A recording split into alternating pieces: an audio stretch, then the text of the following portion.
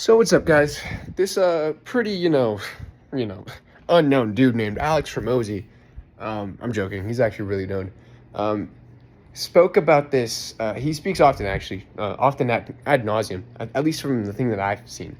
Um, he speaks about this concept of skill stacking, and skill stacking is this thing where, like, it sounds very simple. Like, it sounds exactly how you think it would mean, or it means exactly how you think it would.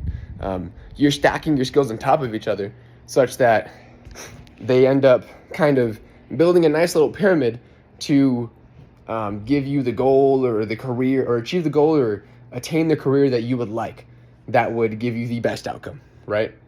Or what you deem to be personally the best outcome. Now,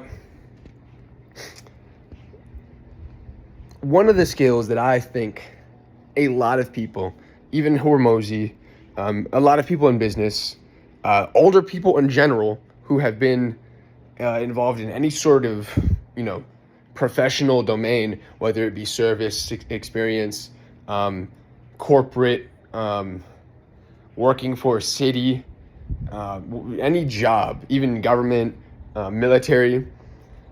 As you get older, one of the most valuable skills is not what you can do in the classroom. It's not what you can do, theoretically or conceptually, or, how smart you are, or how fast of a worker you are. It's none of that.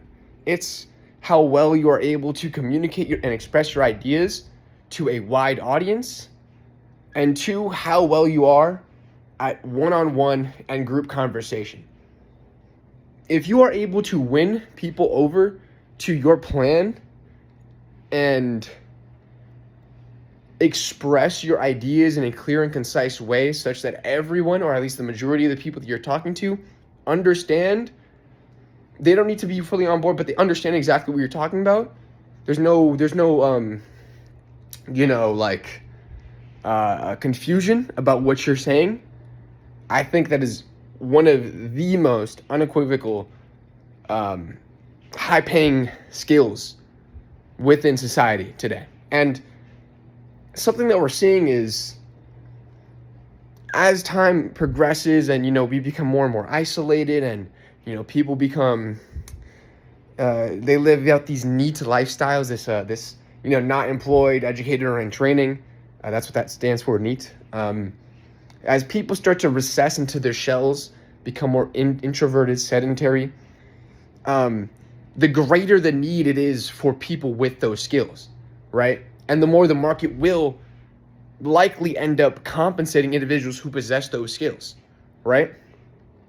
Now, I say all this to say, if you are a young individual, I think one of the best things you can do is not just work a job, because you'll see, like, oh, work a fucking job, use your hands. Like, and that's true, working a job in construction or plumbing or becoming an electrician, those are all, good careers, especially if you're able to get into a trade, possibly become an apprentice, especially at the earlier age you are, and you're able to, pay off that money and potentially start to become a journeyman, and then after that a master. I think that's how it works.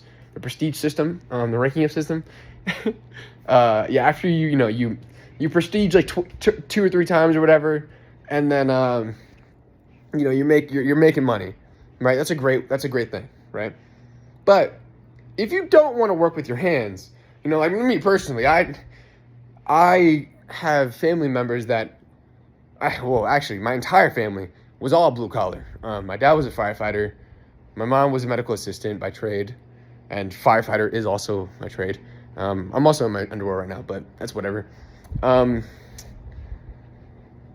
So I've seen, the pros and the cons. Like, pros, at least for firefighter, low-key a W schedule. Like, I'm not gonna lie, you could work like 24-hour shifts if you, like, get a buddy and you, like, all right, I work the day on Monday, you work the night on Monday, but we have the inverse on Tuesday. So how about I work all of Monday and you work all of Tuesday? So I'll give you my shift on Tuesday, you give me your shift on Monday. Thoughts? We work 2 24s and we get overtime. Shit, dude, fuck yeah. That sounds like a plan. You know, and people do that, right? Or, you know, there's all types of, you know, pros and cons in terms of blue collar and, you know, white collar, of course. I'm not going to get into every single one, but that's just one of them I can think of off the top of my head. I've always thought about it. I was like, damn, if being a firefighter wasn't so goddamn life-threatening, low-key, I would do it.